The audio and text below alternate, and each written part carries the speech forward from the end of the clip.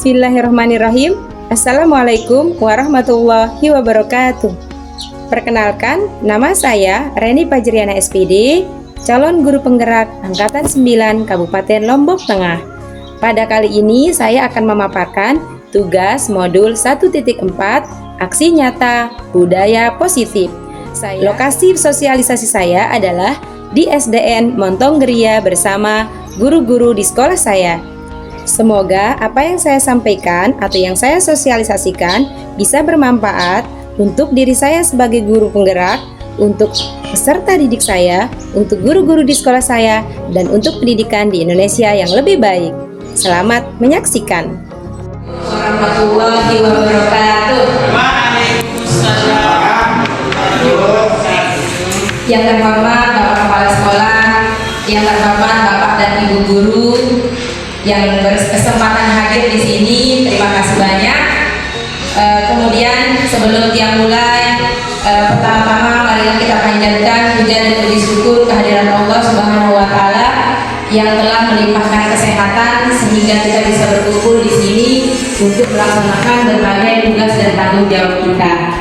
Yang kedua, salawat dan salam tak lupa pula kita haturkan kepada junjungan alam Nabi besar Muhammad Sallallahu Alaihi Wasallam yang telah membawa umat manusia dari alam kegelapan menuju alam yang terang benderang, yakni dengan ilmu pengetahuan. Bapak dan Ibu guru, terima kasih atas kesempatan, waktu, dan Bapak Ibu guru bisa hadir di sini. Dalam kesempatan ini saya diberikan tugas dalam pendidikan guru penggerak untuk mensosialisasikan budaya positif dari modul 1.4. Nah, budaya positif ini isi materinya sangat banyak.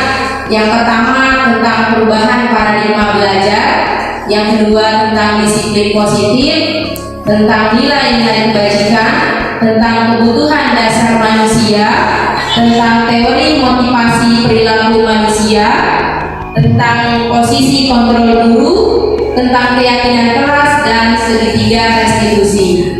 Ada 8 materi yang insya Allah sangat bermanfaat untuk kita sebagai pendidik, baik pendidik di sekolah maupun pendidik di rumah. Baik Bapak Ibu, kemudian tujuan dari penyampaian materi ini yakni menyebarkan pemahaman yang kami terima dan semoga bisa kita terapkan dalam pengalaman di sekolah kita. Yang mulai dari materi yang pertama yakni tentang perubahan paradigma belajar. Nah, perubahan paradigma belajar di sini yang singgung yang pertama adalah perubahan paradigma. Perubahan paradigma ini maksudnya kita mengubah cara pandang kita terhadap sesuatu gitu. Nah, di sini kita diajak untuk mengubah pandangan kita bahwa belajar itu bukan hanya di dalam kelas saja. Jadi kita mendidik bukan hanya mendidik tentang pengetahuan saja, tetapi di sini kita diajak untuk mendidik jiwa anak-anak kita. Nah, jadi membentuk perilaku murid menjadi pribadi yang berakhlak dan berbudi pekerti yang tertuang dalam tujuan pendidikan nasional, yakni pembentukan pelajar berprofil Pancasila. Nah, yang terdapat 6 dimensi di sana, di mana siswa yang beriman dan berakhlak mulia, berkebinekaan global, mandiri, bergotong royong, bernalar kritis dan kreatif. Nah, ketika kita sudah mengubah pandangan kita seperti ini, ada hal lagi yang harus kita pikirkan, yakni, nah ini yang kedua, perubahan paradigma yang kedua yang akan kita raih di sini yakni perilaku. Selama ini kita memaksa atau mendisiplinkan murid itu menggunakan aturan, hukuman, atau kita juga memberikan penghargaan. Nah, ternyata ketika saya belajar di pendidikan guru penggerak itu kalau bisa kita hindari di sekolah. Nah, di sekolah atau di organisasi, baik di kantor-kantor maupun di sekolah, ada cara lain yang bisa kita lakukan selain menerapkan aturan, hukuman atau penghargaan.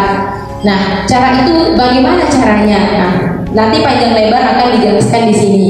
Nah, di sini yang baca lagi nih, perilaku memaksa atau mendisiplinkan murid dengan aturan, hukuman maupun pemberian penghargaan ternyata terbukti tidak dapat berlangsung lama, di mana murid-murid itu cenderung melakukan perbuatan tersebut dengan karena menghindari hukuman gitu, karena menghindari hukuman, karena ingin pujian, atau karena ingin mendapat penghargaan atau hadiah. Nah, hal ini ternyata tidak dapat menyadarkan mereka secara mendalam, tidak dapat membentuk motivasinya dari dalam atau motivasi intrinsik. Nah, ini juga sesuai dengan pendapat dari filosofi pendidikan kita Ki Hajar Dewantara. Anak-anak kita akan termotivasi jika diberikan stimulus dulu baru mereka berespon gitu. Kita kasih misalnya stimulus rangsangan baru mereka berespon, ada aturan-aturan baru mereka bertindak gitu, sehingga kesadaran dari murid itu secara mendalam tidak terbentuk. Nah, di sini ada seorang tokoh bernama Stephen R. Covey. Beliau mengatakan bahwa bagaimana cara merubah paradigma cara pandang kita. Ada ungkapan yang dia ungkapkan, bila kita ingin membuat kemajuan secara perlahan, secara sedikit-sedikit, maka yang perlu kita ubah adalah sikap atau perilaku kita. Itu cukup jika perubahannya sedikit gitu. Namun jika kita ingin memperbaiki cara-cara utama, perbuatan atau kemajuan secara membesar gitu yang lama, dalam jangka waktu yang lama, maka kita perlu mengubah kerangka acuan.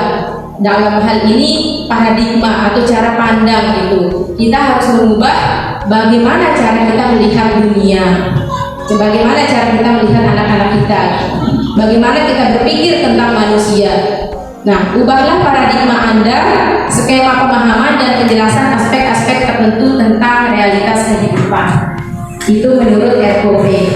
Yang ini maksudnya bahwa ketika kita mengubah pandangan kita, maka kita akan dapat mengubah perilaku kita, bahwa semua perbuatan itu akan kembali kepada diri kita.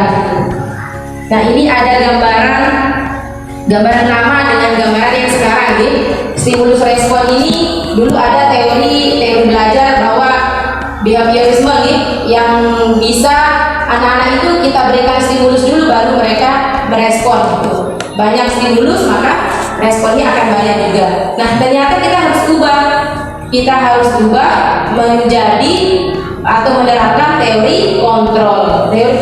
Nah, di sini ini perbedaannya. Kalau stimulus respon, realitas kebutuhan semua anak didik kita anggap sama. Ternyata realitas kebutuhannya itu berbeda-beda untuk masing-masing siswa. Nah, semua orang melihat hal yang sama, namun yang sebenarnya setiap orang itu melihat gambaran yang berbeda-beda. Kemudian di sini kita mencoba mengubah orang agar berpandangan sama dengan kita. Artinya kita mengubah siswa kita agar sama pandangannya dengan kita. Itu cara dulu. Lalu yang sekarang yang dalam teori kontrol, kita berusaha memahami pandangan orang lain atau pandangan siswa kita tentang dunia. Jadi kita berusaha mereka memahami dulu gitu, jangan kita paksa maksudnya di sini. Kemudian perilaku buruk dilihat sebagai suatu kesalahan.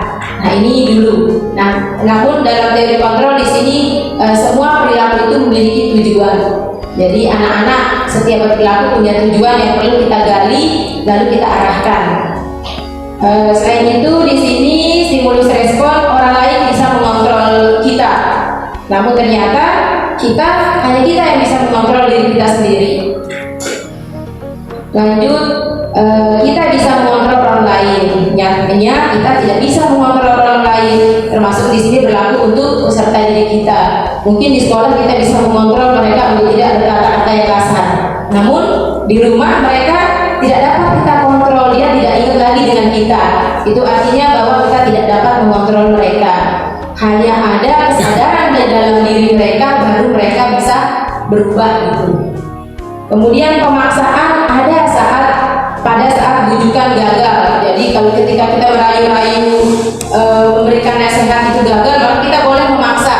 Itu kalau yang dulu gitu ya.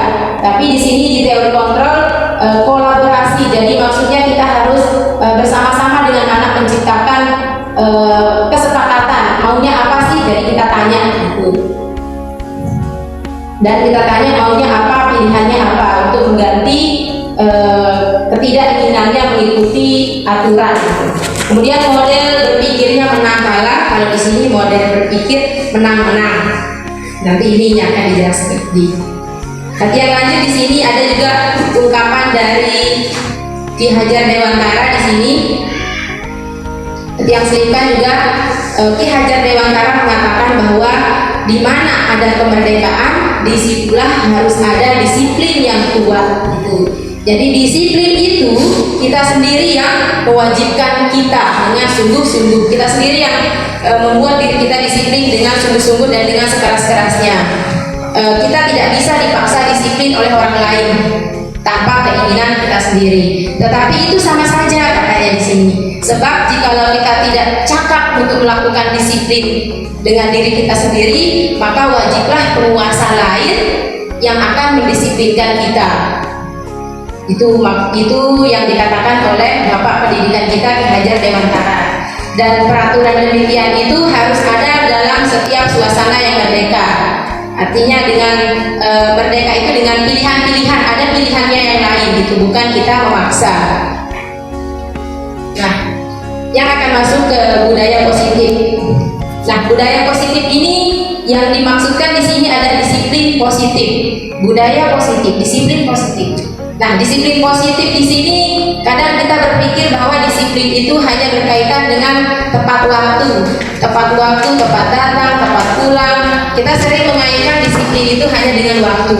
Namun ternyata disiplin ini terangkum banyak sekali gitu, dari disiplin cara berpakaian, kemudian tata krama ternyata termasuk dalam disiplin positif. Kemudian sopan santun, kita bertanggung jawab, menghargai orang lain, itu juga termasuk dalam disiplin positif. Nah, yang tadi yang sebutkan itu yang akan kita lakukan kepada siswa-siswa kita. Mereka akan melakukan disiplin positif, di mana mereka akan menjadi bertanggung jawab, mereka akan menjadi sopan, menjadi hormat, kemudian saling menghargai temannya.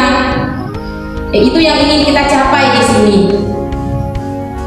Nah, di sini tujuan dari disiplin positif itu menanamkan motivasi intrinsik pada murid. Motivasi intrinsik ini dampaknya itu jangka panjang. Jadi kalau dengan kesadaran sendiri, anak-anak kita mau di sekolah atau mau di rumah, kelakuannya sama gitu.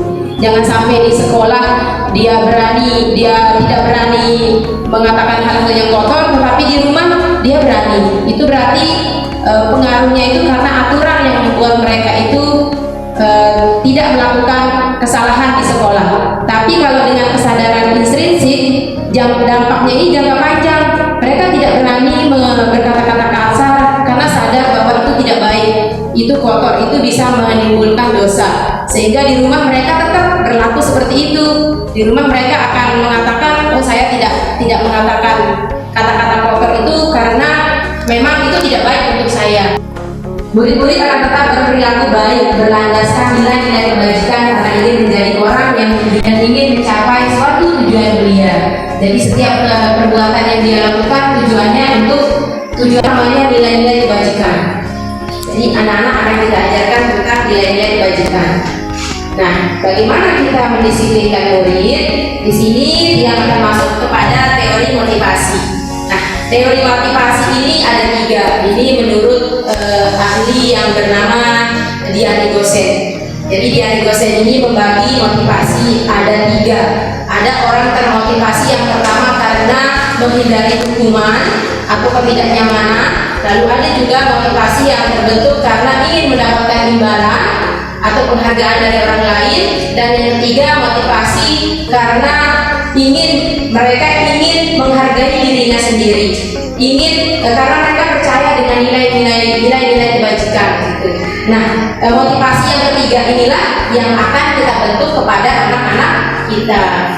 Yang ambil contoh kecil saja, misalnya kita saja misalnya larinya ke waktu, kita mau datang tepat waktu ke sekolah itu karena aturan. Nah, berarti masuk ke dalam motivasi yang pertama menurut Diana Gosen.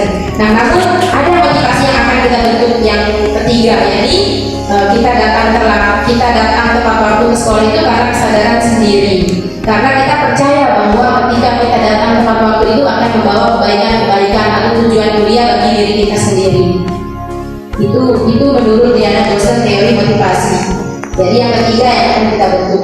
Nah, cara menanamkan disiplin positif kepada anak, kita harus menjelaskan tentang nilai-nilai kebajikan. Nilai kebajikan itu apa saja? Nah, di sini ada beriman dan bertakwa kepada Tuhan Yang Maha Esa. Kita mau misalnya mengajak anak untuk sholat wajibnya itu jangan sampai ada yang bolong. Nah, kita jelaskan itu bahwa beriman dan bertakwa kepada Tuhan itu manfaatnya apa saja. Jadi dengan penjelasan berbagai nilai-nilai kebajikan itu mulia, anak-anak mulia, mari kita lakukan itu.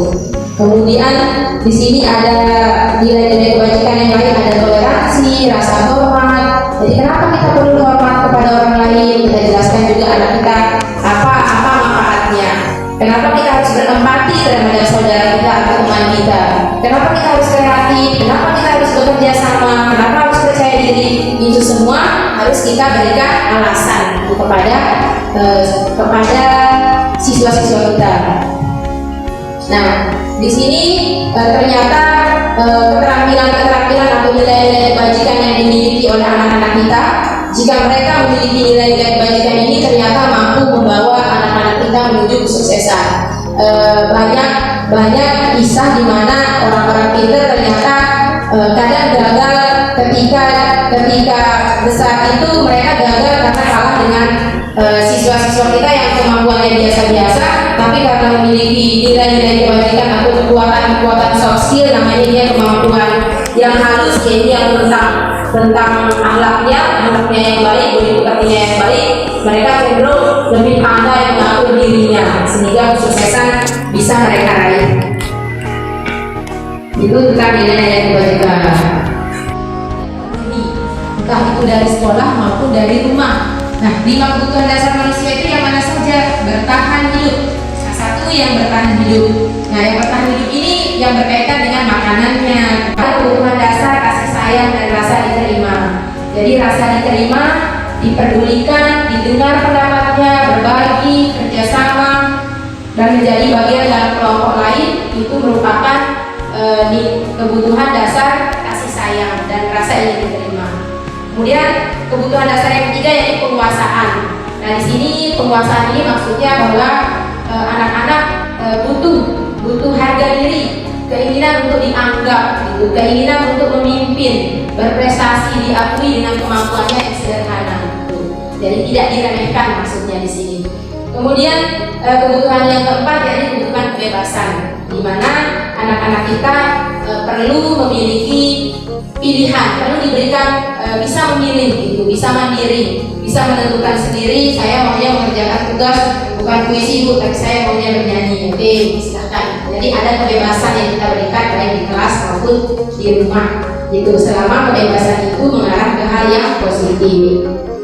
Kemudian kebebasan ini juga mereka mampu mengendalikan arah dirinya, agar mereka mampu mengendalikan dirinya sendiri. Kemudian kebutuhan dasar yang terakhir yaitu tentang kesenangan.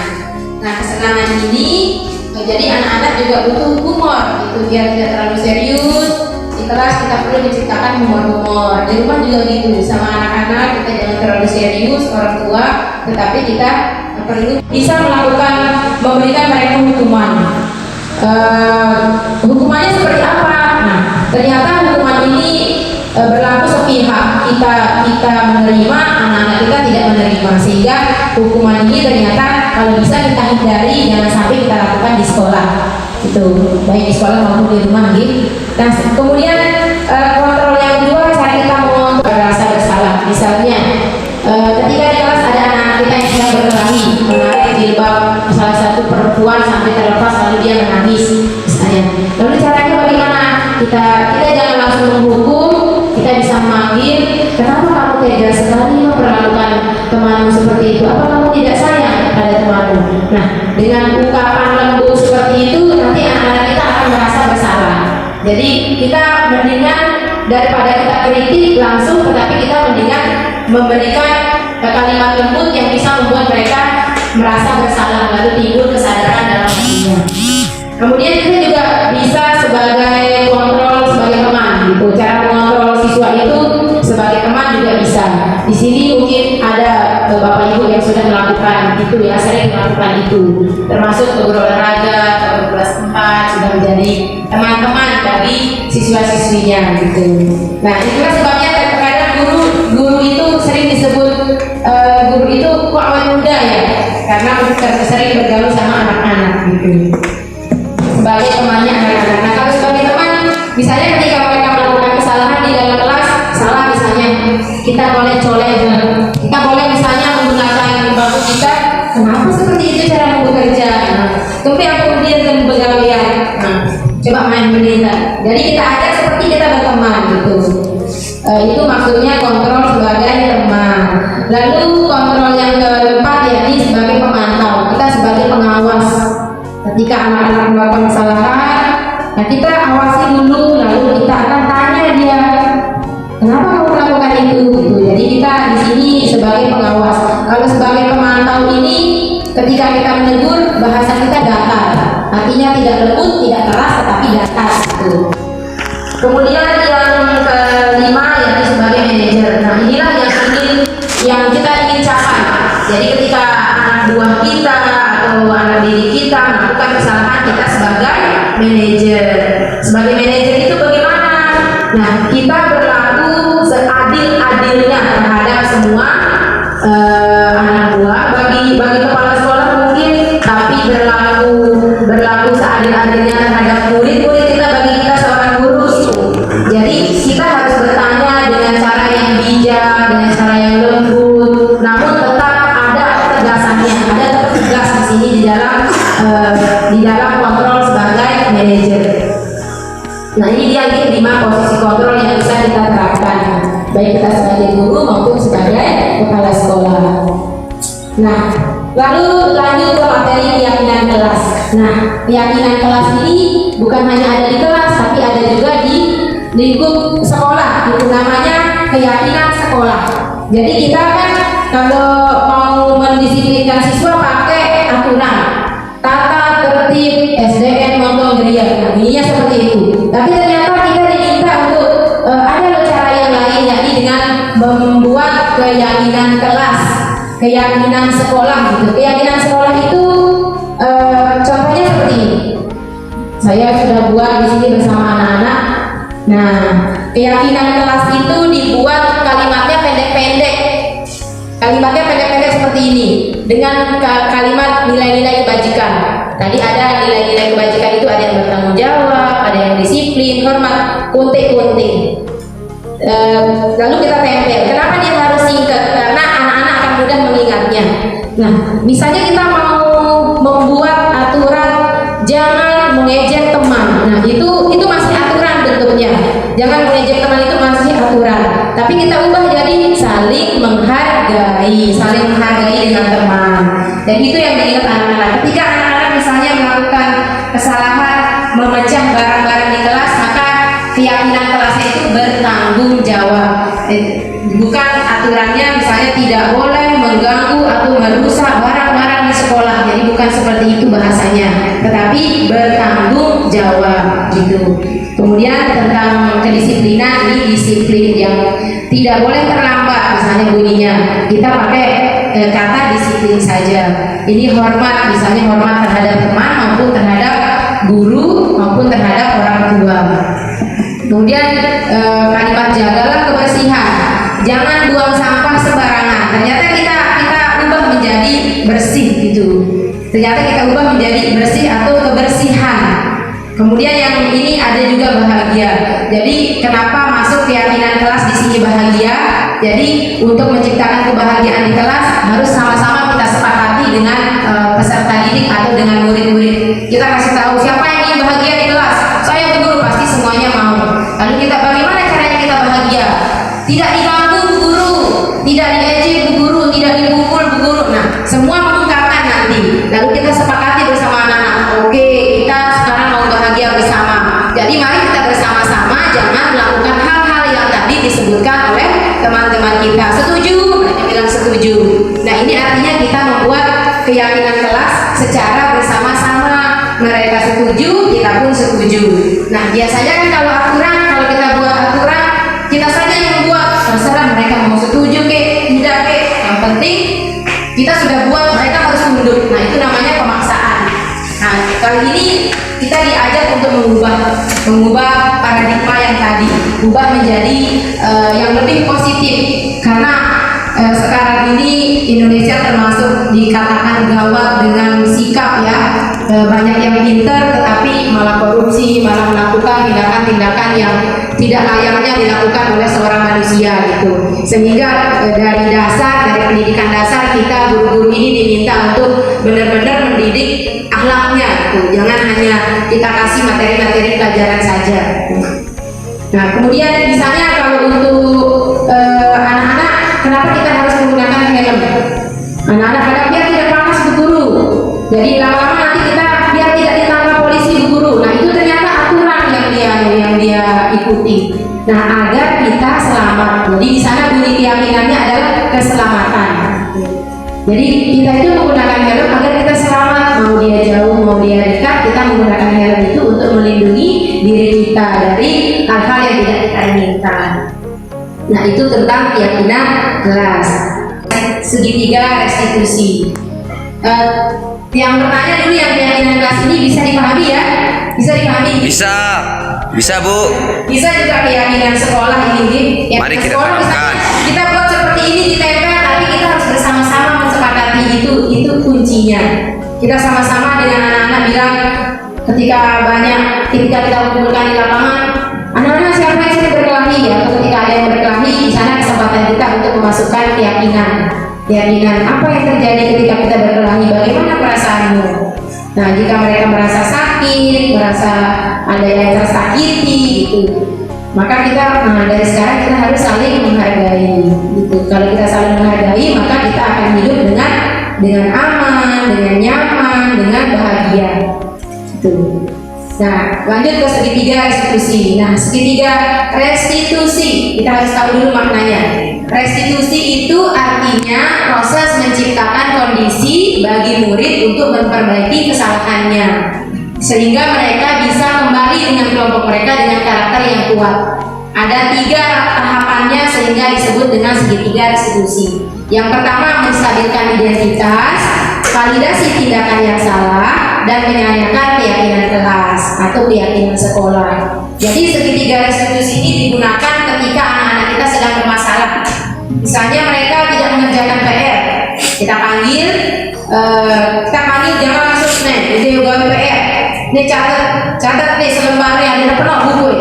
Nah, kita suruh dia mencatat sampai penuh. Itu namanya hukuman, karena mereka akan tidak nyaman, mereka merasa dibebani, mereka merasa tersakiti sendiri gitu. Sementara kita baik-baik saja mereka. Nah, kita harus tanya dulu apa sih alasannya mereka tidak mengerjakan PR. Kita panggil.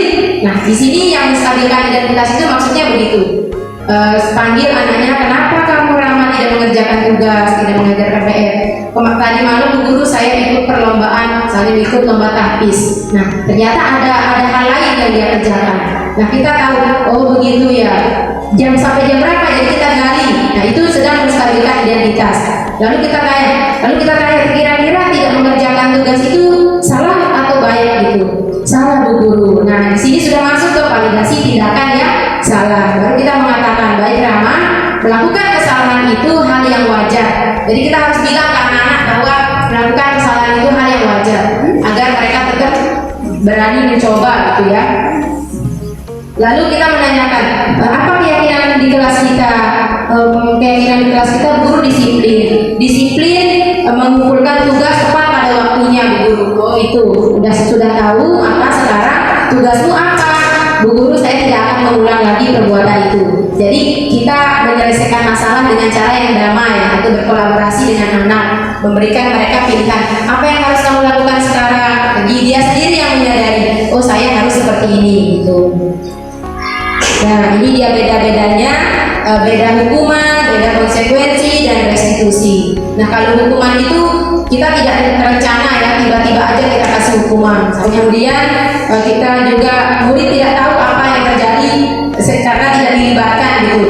Loh, kenapa saya ini tiba-tiba dipukul? Misalnya seperti itu. Ini contoh ya, tidak ya sebenarnya. Karena guru olahraga ternyata dia menerapkan kontrol sebagai teman, sering berteman dengan anak-anak didiknya. Ini sering kita lihat di mana anak-anak begitu dekat dengan pak gurunya. Kemudian di sini ada konsekuensi, jadi ada hukuman, ada konsekuensi, itu berbeda. Kalau konsekuensi ini dia terencana, kita sudah buat misalnya kesepakatan kelas, misalnya kesepakatan merusak barang-barang di kelas, konsekuensinya ganti rugi misalnya. Ternyata itu masih termasuk ke dalam tindakan yang kurang baik, karena satu pihak masih merasa tidak nyaman. Nah, kalau di restitusi, ketika misalnya mereka merusak barang, kita tanya apa yang bisa kamu lakukan untuk memperbaiki kesalahanmu. Nah, itu bedanya hukuman, konsekuensi, dan restitusi. Jadi di restitusi ini proses menciptakan kondisi bagi murid untuk memperbaiki kesalahan mereka. Setelah mereka kita tanya apa yang bisa kamu lakukan sekarang, jadi mereka punya pilihan, punya kesempatan. Kebutuhan di dengannya mereka dapatkan gitu. Kemudian kebutuhan rasa sayang yang harus diterima dari gurunya mereka juga dapatkan. Itu maksudnya di kegiatan restitusi. Baik Bapak Ibu, ini materinya sudah habis, tapi yang mau mengajak Bapak dan Ibu untuk menonton sebuah video penayangan segitiga restitusi.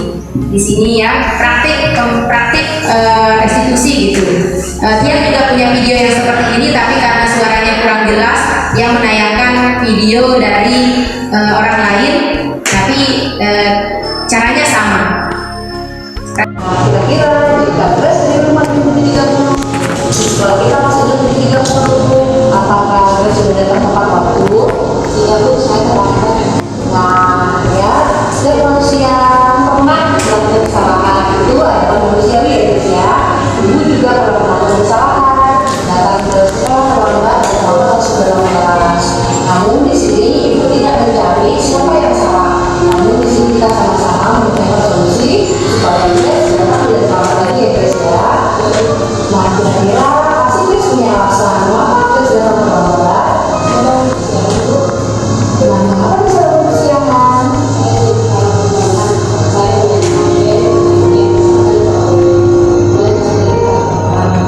Nah, jadi guys kalau ke sekolah pas berkesiangan, lalu guys tidurnya kemalaman, dibawa banyak lain guys ya. Nah, kira-kira itu sudah sangat masuk atau sudah memenuhi ekspektasi tidak?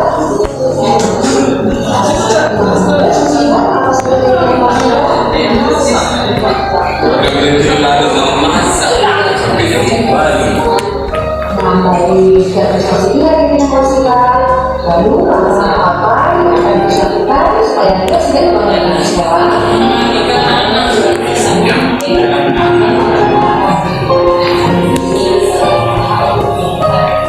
Nah, apa itu bisa laksanakan? Oke, bagi juga harus jadi lebih baik. Didoakan semoga sendiri anak yang selalu menunjukkan sekolah dan selalu menjadi dalam arti dalam sekolah ya. Terima kasih. Saya lagi mau bertanya, tentang ini tuh Pak Guru masalahnya. Oh ya, terima kasih atas kesempatannya. Jadi perkenalkan, nama saya Sahil, guru kelas 5. Saya ingin bertanya tentang filosofi Ki Hajar Dewantara tadi, bahwa kita sebaiknya tidak memberikan hukuman ataupun reward kepada siswa. Tapi dalam kenyataannya kita selama ini masih memberikan reward, misalnya memberikan hadiah buku pada yang ranking 1, ranking 2, dan pertandingan itu sebenarnya tidak diperbolehkan. Jadi sudah lama saya dengar ini tentang apa namanya, kurang tepatnya, tapi ya bahkan saya dapat informasi waktu saya kuliah, kemungkinan hanya di Indonesia ada yang masih ada memberikan hadiah kepada siswa kalau di pas selesai semester. Di negara-negara lain sudah tidak ada itu, baik itu hadiah maupun ranking itu sudah ada, jadi tidak kosong. Nah, untuk kedepannya bagaimana caranya kita supaya ya kalau bisa kita stop lah untuk memberikan hadiah kepada siswa. Mungkin ada solusi lain yang lebih tepat. Demikian saja. Terima kasih. Assalamualaikum warahmatullahi wabarakatuh. Waalaikumsalam warahmatullahi wabarakatuh. Yang jawab tinggi. Terima kasih Pak Guru atas pertanyaan yang luar biasa itu yang disampaikan. Memang benar di negara kita ini masih berlaku ranking. Katanya memang di kurikulum 13 itu tidak ada ranking, tapi nyatanya ada nilai yang paling tertinggi dari nilai raportnya itu nilai akumulasinya ini yang disebutkan jumlah totalnya itu. Memang di negara kita pilihan hadiah-hadiah masih banyak malah sedang berlaku, tetapi di dalam pendidikan guru penggerak ini kita diberikan pemahaman untuk agar supaya kita menggerakkan yang lain itu agar berhenti menggunakan penghargaan, menggunakan reward atau hadiah yang dapat memberikan motivasi sementara untuk anak-anak. Mereka hanya termotivasi sebentar karena dapat hadiah aja, itu aja motivasinya, bukan karena kesadaran ketika saya belajar giat ternyata ada tujuan mulia, saya menjadi pola pikir saya menjadi berubah, saya menjadi banyak pengetahuan, saya menjadi lebih mudah mengerjakan soal-soal ataupun kesulitan tentang belajar di depan itu lebih gampang. Nah itu yang akan tujuan kita itu gitu, anak-anak memahami tujuan dari belajarnya. Nah menurut saya yang untuk mengatasi hal tersebut ada cara yang lain atau solusi yang lain. Nah kebetulan di pembelajaran filosofi pendidikan menurut Ki Hajar Dewantara ini kita di sana dijelaskan bahwa semua siswa kita itu unik. Siswa kita itu beragam, berbeda-beda dengan membawa ciri khas masing-masing. Jadi kemampuan masing-masing. Sedangkan kalau kita meranking dari peringkat 1, 2, 3 memberikan hadiah 1, 2, 3 itu artinya kita hanya memberi apresiasi terhadap murid 3 itu saja, yang lain nasibnya bagaimana. Nah sehingga itulah penghargaan itu tidak baik. Jadi hanya berlaku untuk beberapa anak saja. Solusi yang lain menurut saya, di acara perpisahan kemarin saya pernah memberikan sejenis hadiah. Memang ada hadiahnya di situ ya, ada hadiahnya, tapi kita kan sekarang sudah dapat pemahaman. Nah cara itu bisa kita berlakukan ketika nanti pembagian rapor nanti. Cara yang mana? Yang hadiahnya kita stop, tapi ada kalimat-kalimat yang diungkapkan kepada anak sebagai apresiasi. Jadi ini adalah siswa kita yang terrajin, tercerdas, tergigih. Ini ada yang, jadi semuanya waktu itu saya tuliskan. Jadi ada anak yang paling sosial sama temannya, paling peduli. Nah siswa kita ini paling pandai di lapangan. Ya, jadi mereka punya ciri khas masing-masing yang bisa kita sebutkan di raportnya. Jadi ketika dipanggil, inilah dia anak kita yang paling peduli terhadap temannya, yang paling terasa. Nah mereka maju ke depan, kita kasih raportnya. Kemudian inilah anak kita yang paling rajin, gigih dan pantang menyerah. Mereka maju. Jadi yang lain nanti ini anak kita yang paling disiplin. Jadi mereka merasa dihargai meskipun saya tidak bisa di matematika, ternyata saya punya prestasi. Mereka mengatakan seperti itu, saya punya prestasi sebagai siswa yang paling awal datang ke sekolah, paling disiplin. Nah itu nanti akan membuat mereka, oh saya punya kebaikan. Karena ketika kita tidak memberikan penghargaan sama sekali terhadap anak, apresiasi yang beda dengan penghargaan. Apresiasi mereka menganggap oh saya tidak berharga. Jadi di sana ada kebutuhannya yang tidak kita penuhi, kebutuhan pengakuannya. Kita akui bahwa dia bisa. Jadi di dalam kelas itu yang berbeda-beda itu kita harus amati betul satu-satu, siapa sih siswa kita ini, yang dia apa sih yang dia punya gitu, apa sih kepribadian yang begitu melekat, yang baik dalam diri dia. Pasti dia ada, tidak mungkin dalam satu siswa itu tidak punya yang baik. Jadi itu harus kita amati betul-betul dan kita catat sebagai guru untuk nanti kita ungkapkan sewaktu-waktu kepada mereka untuk memenuhi kebutuhan pengakuannya. Ketika kebutuhan pengakuannya terpenuhi, anak-anak kita insya Allah memiliki jiwa yang sehat. Itu menurut saya solusinya gitu. Jadi kita punya ya sebagai siswa yang paling periang di dalam kelas, mungkin dia tidak bisa tapi dia selalu ceria, itu bisa menghibur temannya gitu. Jadi itu juga bisa kita masukkan. Siswa paling bertanggung jawab, siswa paling disiplin. Nah itu intinya, memasukkan nilai dan kebajikan yang tadi. mereka merasa dihargai, mereka merasa disayangi. Itu saja Pak Guru, itu saja mungkin menurut saya solusinya. Mungkin kalau kita cari referensi yang lain, banyak mungkin yang solusi-solusi yang lain yang bisa kita contoh dari luar negeri seperti yang tadi disampaikan Pak Guru. Mudah-mudahan Indonesia kita ini bisa lebih baik lagi. Amin amin ya rabbal alamin. Kita kayaknya tetap diingat dalam hatinya, guru itu dulu yang membuat saya sadar akan kesalahan saya. Jadi kita diingat terus sama anak-anak. Nah itulah tujuan dari segitiga restitusi ini. Terima kasih Bapak Ibu. Ini saja materinya. Selanjutnya yang punya ada lembar yang harus diisi ya, lembar umpan balik namanya. Pertanyaannya gampang-gampang kok, mengenai apa saja yang Bapak Ibu bisa dapatkan ketika sosialisasi ini. Yang bagikan ini.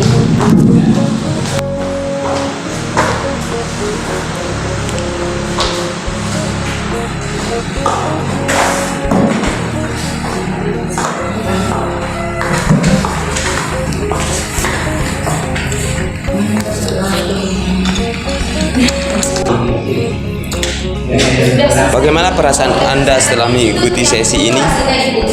Sekian Pak Guru. Assalamualaikum warahmatullahi wabarakatuh.